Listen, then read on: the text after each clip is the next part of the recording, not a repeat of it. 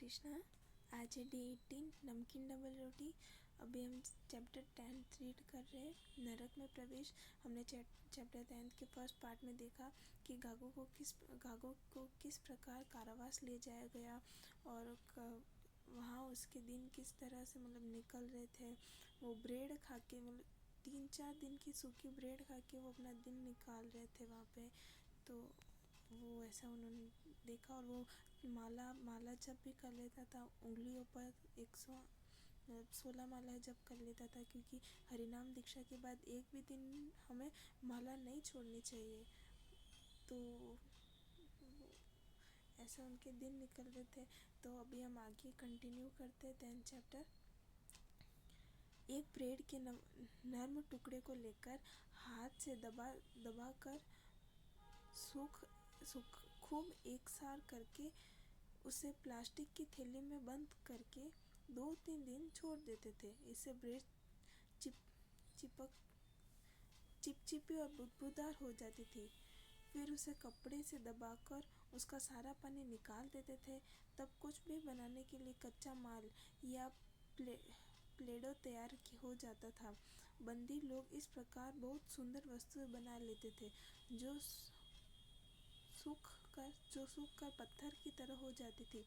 मंत्र जाप की माला और हरे कृष्णा महामंत्र की कथा इस प्रकार है। इस पृथ्वी पर कृष्ण का अवतार चैतन्य महाप्रभु के रूप में हरे कृष्णा महामंत्र के नाम संकीर्तन का प्रचार करने के लिए हुआ था। इस हरे कृष्णा महामंत्र का अर्थ एकदम सरल है। मेरे प्यारे भगवान, आप मुझे भक्तिपूर्ण सेवा में लगाएं। यह मंत्र भगवान कृष्ण को बहुत प्रिय है और इसका जप उच्च स्वर में या धीरे धीरे ध्यान या स्थिर अवस्था में रहकर कर सकते हैं। हरे कृष्णा अभियान के सदस्य प्रतिदिन इस महामंत्र की 108 मालाएं 16 बार करते हैं। जप माला में 108 छोटे और एक बड़ा मनका होता है। उसे कृष्ण मनका कहते हैं। परंपरा के अनुसार माला के मनके तुलसी की लकड़ी से बनाए जाते हैं और एक बलवान धागे में 108 मनके को एक बड़े मनके के साथ जहाँ से जब आरंभ हो पिरो दिया जाता है।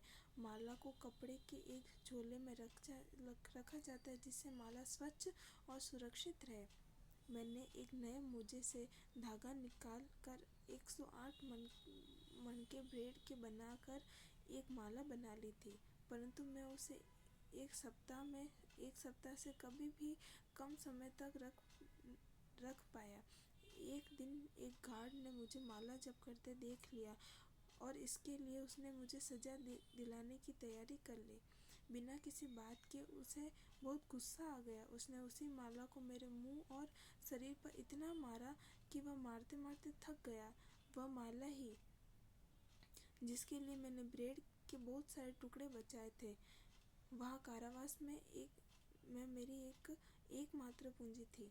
जल्द ही मैंने इस कला में प्रवीण हो गया था और हरे कृष्णा अभियान की बहुत सारी वस्तुएं, यहाँ तक कि एक छोटी सी मधुर आवाज देने वाली घंटी भी बना ली थी। एक दिन मुझे सचिशोध प्रभु का एक पत्र मिला। वह उसी कारावास में 5वीं मंजिल में एक कमरे में था और मैं 4थी मंजिल में था। यह पत्र हमारी गुप्त डाक सेवा के कारण प्राप्त हो पाया था। मुझे आश्चर्य हुआ कि इस गुप्त डाक सेवा से पत्र, नशीली दवाएं, पैसा और अन्य सभी प्रकार का आदान प्रदान हो रहा था। उसे किसी न किसी तरह से मेरे कमरे का नंबर ज्ञात लग गया था। एक दिन उसने मुझे एक पत्र से के एक साथ एक माला भी भेज दी। उसमें केवल 54 मोती ही थे। उसने लिखा था, 2 बार इस माला को फेरने से एक माला होगी। वह माला भी ब्रेड के मोतियों से ही बनी थी। उसने पत्र में मुझसे पूछा कि दूसरे बंदी के साथ मैं कैसा रह रहा हूँ। उसने मुझे उस छोटी सी माला पर लगातार मंत्र जाप करने हेतु प्रोत्साहित किया तथा हर वस्तु को कृष्ण की सेवा में प्रयोग करने को कहा। मुझे यह जानकर बहुत अच्छा लगा कि सचिशोध ठीक है। इस तरह मैं संन्यास दास और द्वैत दास से भी पत्र प्राप्त कर रहा था। हम एक दूसरे को प्रोत्साहित करते और जो भी मिले उसे कृष्ण के विषय में उपदेश देते और बताते थे।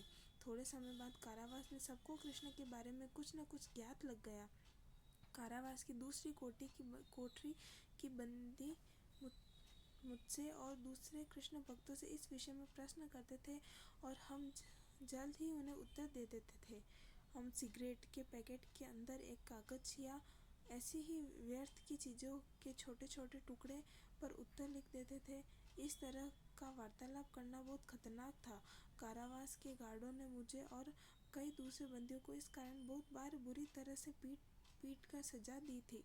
उस कारावास की बिल्डिंग सिनेमा में दिखाए गए कारावासों जैसी ही थी। सब कोठरी में लगी लोहे की सलाखों वाले द्वार बीच वाले हॉल की ओर ही खुलते थे और कोठरी एक के ऊपर एक अलग अलग मंजिल पर थी। जब भी हम फर्श या छत पर 3 बार दस्तक की आवाज़ सुनते तो समझ जाते थे कि कोई न कोई हमारे लिए कुछ भेज रहा है। फिर हम अपना पोस्ट बॉक्स, जो चादर की पतली पट्टी को जोड़कर बनी लंबी रस्सी के सिरे पर एक मोटे से मोजे से बनाया जाता था तथा वजन के लिए जिसके तल के एक सूखी हुई ब्रेड का गोला होता था, भेजते थे।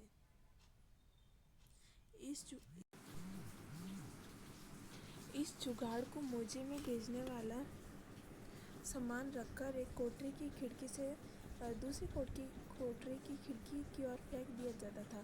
दूसरे कमरे वाले उसमें से अपना सामान निकाल लेता था और अपना सामान उसमें रखकर वापस हमारी खिड़की की ओर फेंक देता था। यह कार्य इतना सरल नहीं था क्योंकि इसके लिए हमें बहुत समस्या के साथ खिड़की के एक कोने से हाथ बाहर निकालना पड़ता था तथा पोस्ट बॉक्स का गंतव्य खिड़की की ओर फेंकते हुए रस्सी का अपनी ओर वाला छोर पकड़े रहता था जिसे पोस्ट बॉक्स पकड़ना होता था। वह भी खिड़की के सिरे से अपना हाथ निकालकर पोस्ट बॉक्स पकड़ने को तैयार रहता था और जैसे ही पोस्ट बॉक्स के हाथ को स्पर्श करता था वो उसे खींचकर कोठरी में ले लेता था। क्योंकि सारा कार्य स्पर्श मात्र से होता था, इसलिए इसे मिशन पूर्ण होने तक बार बार करना पड़ता था। कुछ बंदी तो इस कार्य में इतने कुशल थे कि वे 5वें माले से सीधे दूसरे या तीसरे माले में पोस्ट बॉक्स को फेंक देते थे और एक के बाद एक माले पर नहीं फेंकना पड़ता था। हम उसे स्पीड पोस्ट कहते थे। कभी कभी हम 2 पोस्ट बॉक्स को एक साथ लटका देते थे और कपड़े सुखाने की रस्सी की तरह ऊपर से नीचे इधर उधर उछालते रहते थे। हम धीरे धीरे बहुत सारे बंदियों को कृष्ण के बारे में उपदेश देने लग गए थे। सन्यास ने एक पर्चा बनाया और हमने वह पर्चा हर कोठरी में बेच दिया जहाँ 7 भक्तों को बंदी बनाकर रखा गया था। उस पर्चे में हरे कृष्णा आंदोलन का संक्षिप्त इतिहास तथा हमारे भक्ति के सिद्धांत लिखे हुए थे। हम में से हर एक ने उसकी एक एक प्रति बना ली और उसे हर कोठरी में बेच दिया। धीरे धीरे लोगों ने छोटे छोटे सवाल करना छोड़ दिया और जो बंदी गंभीर जानकारी प्राप्त करने के लिए उत्सुक थे वे ही उस डाक व्यवस्था के द्वारा हमसे प्रश्न पूछा करते थे। एक दिन एक गार्ड मेरे पास आया और मुझसे कहने लगा, मकान तुमने मिलना और मुझसे उसने कहा, मकान तुमसे मिलना चाहता है। मैं जानता था कि मकान आर्मेनियाई आपराधिक संसार में एक बड़ी हस्ती था। वह कदाचित ही कभी कारावास से मुक्त किया जाता था। वह एक कारावास से दूसरे कारावास जाने के लिए प्रसिद्ध था। ऐसे लोगों से पुलिस वाले भी डरते थे। मैंने कहा, ठीक है, मैं उससे मिलने को तैयार हूँ। इसलिए उन्होंने उसकी कोठरी द्वार खोला और वह मेरी कोठरी में मुझसे मिलने आया। वह ड्रग्स के नशे में चूर था जो कारावास में कदाचित अवैधिक रूप से लाई गई थी। उसने मुझसे हर तरह के सवाल किए। वो मुझे अलग दृष्टिकोण से चुनौती देता जा रहा था और हमारे बीच थोड़ी बहस भी हो गई थी। उसके साथ चर्चा के समय मैं बहुत सावधान था और वह हमारी बातचीत से संतुष्ट हो गया। जब मैंने चैतन्य महाप्रभु और श्रील प्रभुपाद के विषय में बताया और उससे मेरे पास के छोटे छोटे फ़ोटो दिखाए तो उसने मुझे हरे कृष्णा महामंत्र गाने को कहा।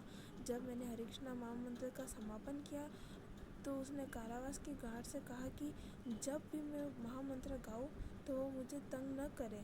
फिर वह चला गया।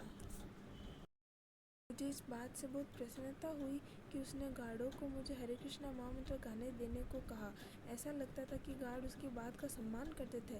फिर मैंने कोठरी की सलाखों के पास जाकर जोर जोर की आवाज़ में हरे कृष्णा मंत्र गाना आरंभ कर दिया, जिससे मेरी आवाज़ बाहर गई और दूसरी कोठरी के बंदी भी अपनी कोठरी में सुनने लगे। शीघ्र ही सचिशुद्ध, अद्वैत और पांचवें माले की कोठरी में बंद कुछ लड़कियां भी कीर्तन में सम्मिलित हो गए। कुछ तो टेबल पर थाप देते तो कुछ बर्तनों पर चम्मच से संगत देते थे और कुछ ताली बजाकर साथ देते थे। अरे वाह वाह, वह इतना सुंदर वातावरण बन गया था कि मैं स्वयं को गाने से रोक नहीं पाता था और बहुत देर तक गाता रहता था। हम सबके लिए यह सुंदर आध्यात्मिक अवसर बन गया था। इस प्रकार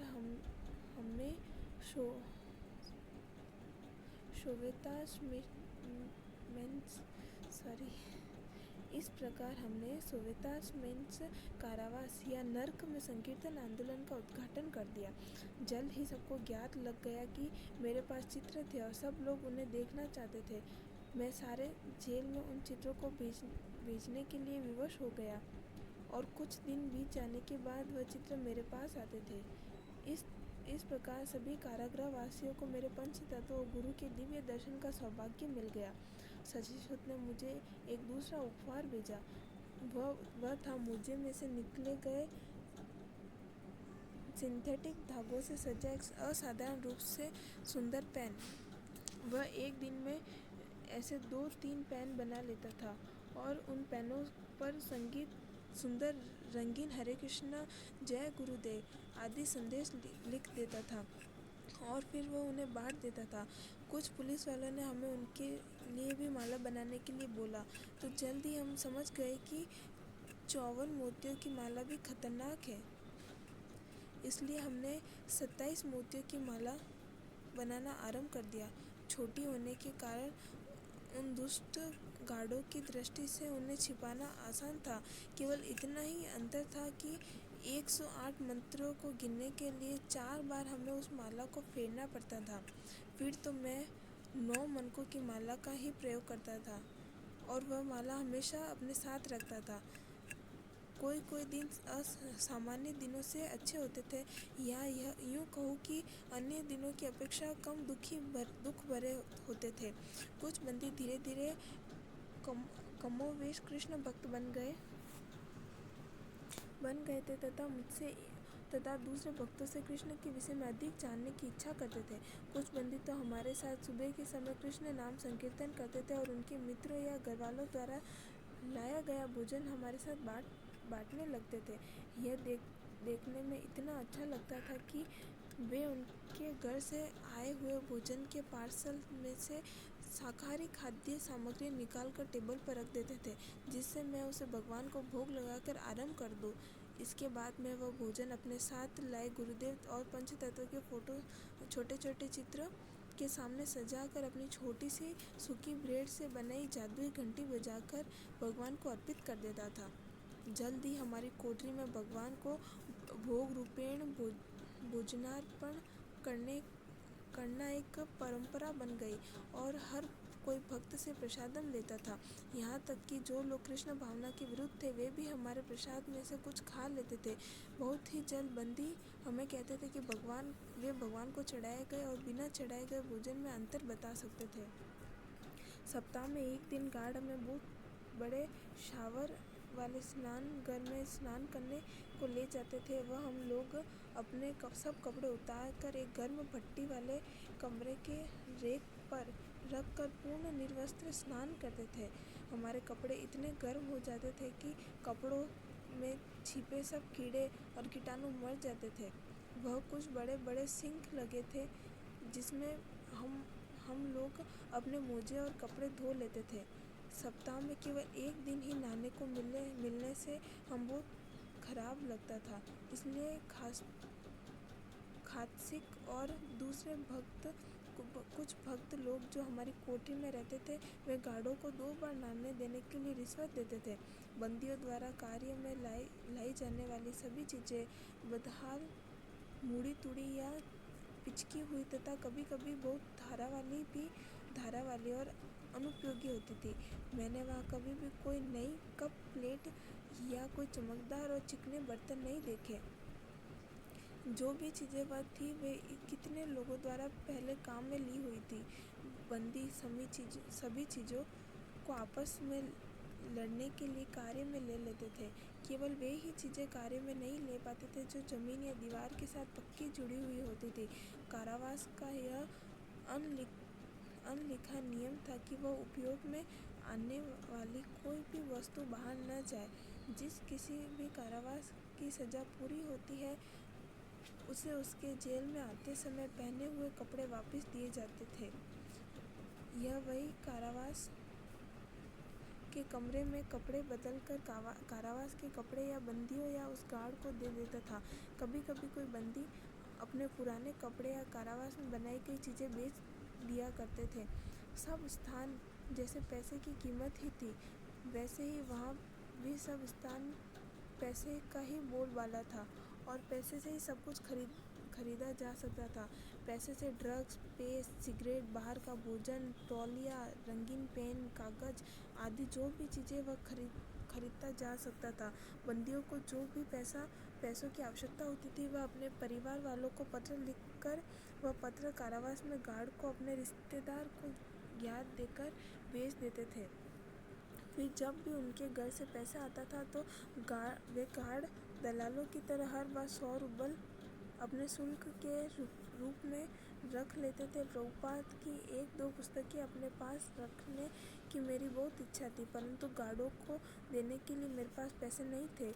साथ ही मैं गार्डों को अन्य भक्तों का ज्ञान देकर उन भक्तों के जीवन को और दुखी नहीं बनाना चाहता था। मेरा एक और सपना था कि मैं भक्तों के द्वारा बने प्रसाद का सेवन करूं, परंतु मैं यह समझ नहीं पा रहा था कि यह कैसे संभव होगा। कारावास में सारे बंदी कृष्ण भगवान की लीलाओं के बारे में सुनना चाहते थे, परंतु मैंने उनसे संबंधित पुस्तकों का इतना गहरा अध्ययन नहीं किया था, इसलिए मुझे कुछ गिनी चुनी कथाएं ही उन्हें बार बार सुनानी पड़ती थी। मैं उन्हें प्रभुपाद द्वारा बताई गई हर दार्शनिक बात भी बताया करता था कि वह सारा भौतिक संसार एक बहुत बड़े कारावास की तरह है। यह संसार दुखालय है, अर्थात दुख भोगने के लिए ही है। इसीलिए बहुत से लोग मानते हैं कि सुख का एक अलग संसार है। मैं इस बात पर भी बल देता था कि सभी कर्म करने को बाध्य है तथा अपनी इंद्रियों के कारण खींचे और धकेले जाते हैं। बंदी और गार्ड इस बात को जल्दी समझ जाते थे। सच तो यह है, कारावास की कालावधि में ज्ञानेंद्रिय अपेक्षाकृत कम पीड़ादायक हो जाती थी। वहाँ रहने वाले सब लोग को यह पक्का ज्ञात होता था कि जीवित रहने के लिए आवश्यक चीज़ों के अतिरिक्त और किसी भी वस्तु को पाने के लिए प्रयत्न करना व्यर्थ है, और विलासिता का तो कोई प्रश्न ही नहीं था।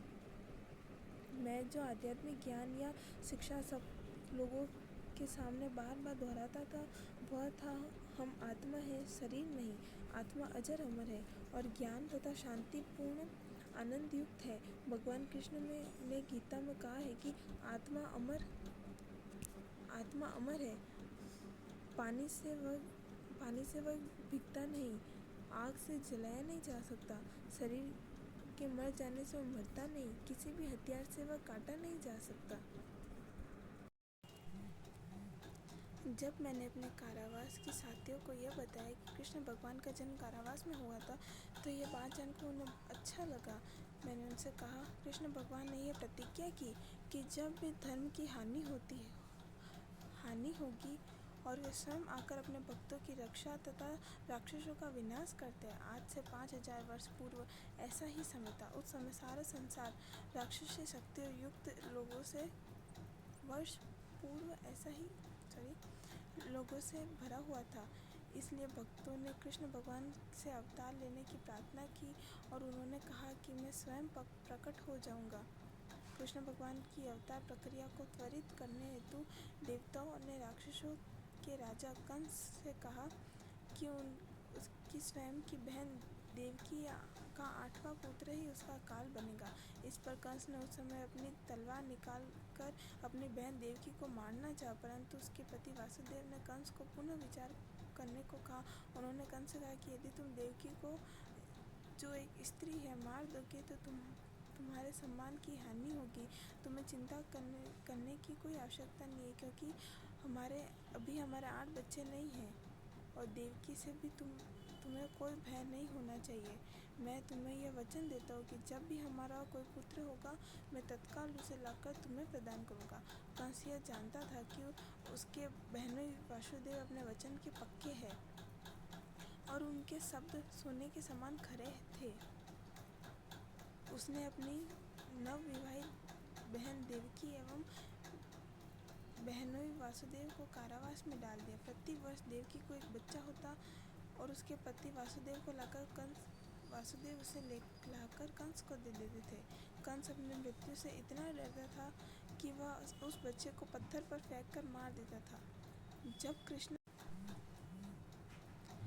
कृष्ण का प्राकट्य हुआ तब वे बहुत ही दिव्य चतुर्भुज रूप में थे और सारा शरीर आभूषणाच्छादित था। वासुदेव और देवकी ने उन्हें शिशु रूप में प्रकट होने की प्रार्थना की, जिससे उनको ग्वालों के गांव ले जाकर छिपाया जा सके। इस प्रकार कृष्ण गांव में बड़े हुए और बाल लीलाओं से अपने भक्तों को आनंद प्रदान किया। अंत में उन्होंने उस शक्तिशाली राक्षस का अंत कर दिया। कारावास में कृष्ण भावना के दर्शन का बहुत प्रभाव हो गया था और मैं सोचता था कि जैसे कृष्ण भगवान ने मुझे यह उपदेश देने के लिए भेजा था, मैं अपने साथियों को कृष्ण के विषय में बताते बताते पूर्ण रूप से भावनाओं में डूब जाता।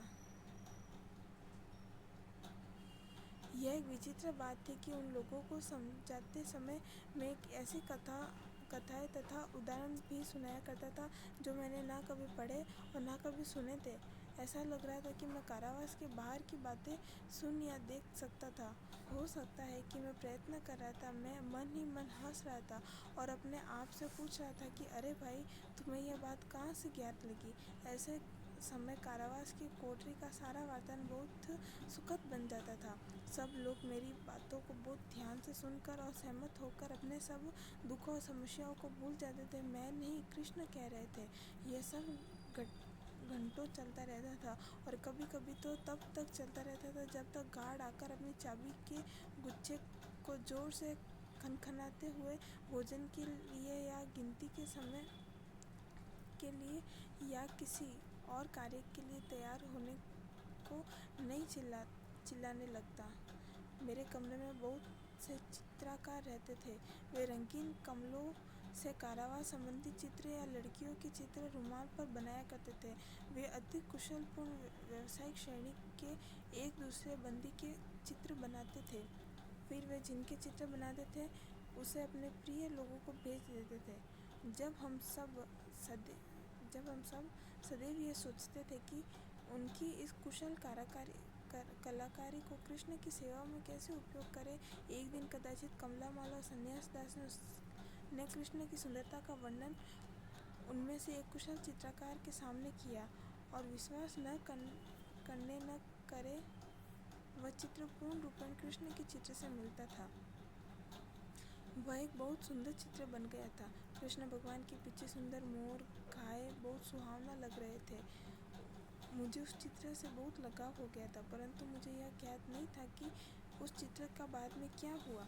मेरी जानकारी में विचित्र बंदियों में एक कैदी ऐसा भी था जिसे द्रुत क्रीड़ा से लगाव था। वह जुए से बहुत पैसा कमा लेता था। उसका जुआ कभी कभी बहुत विचित्र था। एक दिन दोपहर को भोजन के समय मैंने देखा कि एक बंदी के पास पानी से भरे कप में एक मक्खी गिर गई थी। उसने उसे बाहर निकालकर फेंकना चाहा, परंतु उस जुआरी प्रकृति के बंदी ने उस मक्खी को टेबल पर रखने को कहा। उसने एक छोटी सी लकड़ी से उस मक्खी को यह देखने के लिए स्पर्श करना आरंभ किया कि वह जीवित है या फिर मर गई। उसने हम हम सबसे पूछा कि क्या हम सब यह मान रहे कि वह मक्खी मर गई है। सबको यह पक्का था कि वह मक्खी मर गई थी। किसी को कोई भी संदेह नहीं रहा था, क्योंकि उसमें कोई हलचल नहीं दिख रही थी। फिर उसने सबसे पूछा कि क्या कोई इस पर विश्वास करेगा कि मक्खी फिर से जीवित होकर टेबल पर उड़ सकती है। सबने कहा नहीं, कदापि नहीं। उसने घोषणा कर दी कि मैं शर्त लगाना चाहूँगा कि मैं इस मक्खी को आपके देखते जीवित कर दूँगा। यदि मैं ऐसा नहीं कर सका तो आप सबको मिलकर 100 रूबल दूँगा अभी और यहीं पर, और यदि मैं ऐसा कर सका तो आप सब मिलकर मुझे 100 रूबल देंगे। सब आश्चर्यचकित हो गए कि कुछ देर तक सब चुप रहे। फिर उसने हम सबसे एक एक करके पूछा कि कौन उसकी बात का विश्वास करता है और कौन नहीं। कुछ बंदियों ने यह खेल खेलना नहीं चाहा। कुछ ने कहा कि उन्हें विश्वास ही नहीं, तो कुछ सबके लिए तैयार हो गए। यदि वे हार गए तो वे सब उसे 100 रूबल देंगे या उससे 100 रूबल ले लेंगे। उसके बाद वह मेरे पास आया और बोला, ए हरे कृष्णा, क्या तुम विश्वास करते हो कि मैं ऐसा कर सकता हूँ? तुम तो सदैव आत्मा के विषय में बातें करते हो। मुझे मृत्यु के बाद जीवन के विषय में कुछ ज्ञात भी है। इस आत्मा के विषय में तुम्हारे क्या विचार है? मैंने कहा, हाँ, मुझे विश्वास है कि तुम ऐसा कर सकते हो। इस प्रकार सब लोगों से पैसा इकट्ठा किया गया और आप विश्वास करें या न करें, वह मक्खी हमारे देखते देखते उड़ गई। एकदम आश्चर्यजनक था। मेरा पुत्र, जिसने मेरा ये वृत्तांत लिखा, उसे यह विश्वास नहीं हो रहा था कि उस बंदी ने एक मक्खी को जीवित कर दिया। एक बार जब हम थोड़े समय के लिए ह्यूस्टन टेक्सॉल में थे तो उसने विद्यालय में ज्ञान विषय के प्रोजेक्ट के विषय में मुझसे पूछा। यह प्रोजेक्ट रुचि का वैज्ञानिक तथा कक्षा के विद्यार्थी के समक्ष प्रस्तुत करने के योग्य होना चाहिए था। उस समय ही मैंने वह मक्खी वाली बात अपने पुत्र को बताई थी। मेरे लड़के ने जब मुझसे यह ट्रिक दिखाने को कहा तो मुझे हंसी आ गई। वह इसी को अपनी कक्षा के अध्यापकों और विद्यार्थियों को दिखाना चाहता था। सबसे कठिन कार्य था मक्खी को पकड़ना और उसे दिखावटी रूपेण पानी में मार देना। जैसे ही टेबल पर पानी में मक्खी गिर जाए तो उसे जीवित करने के लिए केवल एक चुटकी भर नमक की आवश्यकता पड़ती है। मक्खी के ऊपर नमक का पिरामिड बना देना चाहिए। कुछ समय के बाद जब नमक मक्खी के कोमल शरीर से पानी को खींच लेती है तो फिर से वह धीरे से नमक के पिरामिड से बाहर आ जाती है और पंख हिलाते हुए हमारी आँखों के सामने से उड़कर चली जाती है। मुझे यह ज्ञात नहीं था कि वह मक्खी वास्तव में मेरी थी या नहीं, या कोई और बात थी। मैं भी यही सोच रहा था कि एक बार उसके शरीर में से आत्मा के निकल जाने के बाद वह कैसे पुनर्जीवित हो गई, या फिर क्या आत्मा उसके शरीर से बाहर गई ही नहीं थी। मुझे यह सब अब भी समझ में नहीं आता है। तो मैं बस इतना जानता हूँ कि जुआ खेलना अच्छी बात नहीं है। हरे कृष्णा। इसी के साथ हमारा 10th चैप्टर कंप्लीट होता है। आज हमने देखा कि गागो, सन्यास दास, कमला माला, सचीसूत, इन सब कारावास में होते हुए भी इनका जो कृष्ण के प्रति समर्पण था और वो एकदम अलग ही लेवल का। तब हम देखते ना कि कितनी भी विपरीत परिस्थितियाँ आए हमारे ऊपर, पर भगवान कुछ ना कुछ करके हमें उस सिचुएशन से बाहर निकाल ही देते। या जिसे हम देखते हैं कि अगर हमारे पास कोई विपरीत परिस्थिति आती है तो भगवान कुछ ना कुछ तो करते ही है ताकि हम भगवान का स्मरण कर सकें और थोड़ी परिस्थितियाँ हल्की हो जाती है। जैसे भगवान कहते हैं कि अगर किसी का हाथ कटने वाला होता है तो अगर हम भगवान की भक्ति करते, भगवान को स्मरण करते, उनके प्रति समर्पित होते तो एक उंगली कट के रह जाती है। तो वही ये सब कारावास में थे, इतनी विपरीत परिस्थितियाँ थी कि उनको इतना मारते थे, वो अलग अलग कारावास में थे सभी जने, और जितने भी डिवोटीज थे सब अलग अलग कारावास में थे। फिर भी सबका डिवोशन मतलब इस लेवल का था, भगवान के प्रति समर्पण ऐसा था कि भगवान कुछ ना कुछ प्रयास करके मतलब भक्त संग प्रदान कर ही देते। ऐसा हुआ। तो गागो ने और सचिशूत ने, कमला माला, सन्यासदास, इन सब अलग अलग जेल में थे। एक ही कारावास के अलग अलग जेल में थे, अलग अलग फ्लोर पे थे। फिर भी वो मतलब एक पत्र के ज़रिए ना वो एक दूसरे से बात करते थे और वो कीर्तन किया करते थे, ताकि आगे जो जितने भी हमारे साथ लोग, उनके साथ जो लोग थे वो उनके अंदर भी कृष्ण प्रेम जागृत हुआ, वो सब कृष्ण को समझने लगे। और जैसे कारावास में खिड़की थी तो उनसे वो पत्र एक दूसरे को ट्रांसफ़र करते थे, अपनी जो भी बात थी वो एक मतलब बीड़ी के पैकेट के अंदर वो छोटे छोटे पत्र डालते थे और एक दूसरे तक अपनी बात पहुंचाते थे। और इसी प्रकार वो कृष्ण की लीला है, कृष्ण कथा है, मतलब वो जो मोटिवेशन वो एक दूसरे को दिया करते थे, ये हमने देखा।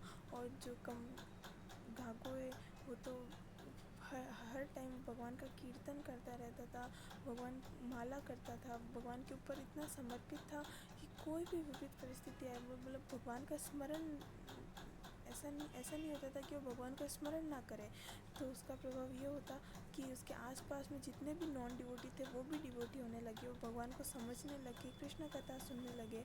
और इवन जो वहाँ के जेल में जो गार्ड थे वो भी है ना कीर्तन सुनने लगे, उन्हें भी अच्छा लगने लगा था कीर्तन। तो ऐसा ही होता है, अगर हमारी भक्ति स्ट्रांग होती है तो फिर हमें हमारे जो आसपास के लोग हैं वो अपने आप ऑटोमेटिक कृष्ण के प्रति उनका फेथ डेवलप होने लगता है। तो बस हमें इससे ये सीखना चाहिए कि अगर हमें प्रचार करना है, प्रीचिंग करनी है, तो पहले हमें अपनी खुद की साधना, खुद की जो भक्ति है इतनी स्ट्रांग करनी चाहिए ताकि हम किसी को प्रचार करें, किसी को कहे तो वो स्वतः ही मतलब भगवान की भक्ति में आ जाए। तो अगर किसी और को प्रचार करना है तो पहले हमें हमारे ऊपर काम करना चाहिए। मैंने तो इससे ये सीखा और काफ़ी अच्छी स्टोरी थी। आप आई होप आप सबको ये समझ में आई होगी। तो कल हम स्टार्ट करेंगे 11 चैप्टर, कौन पागल है। तब तक के लिए हरे कृष्णा। वांछा कल्पतरुभ्यश्च कृपा सिन्धुभ्येव च पतितानां पावनेभ्यो वैष्णवेभ्यो नमो नमः। अनंत कोटि वैष्णविन की जय। नामाचार्य श्रील हरिदास ठाकुर की जय। जगत गुरु श्रील प्रभुपाद की जय। हरे कृष्णा।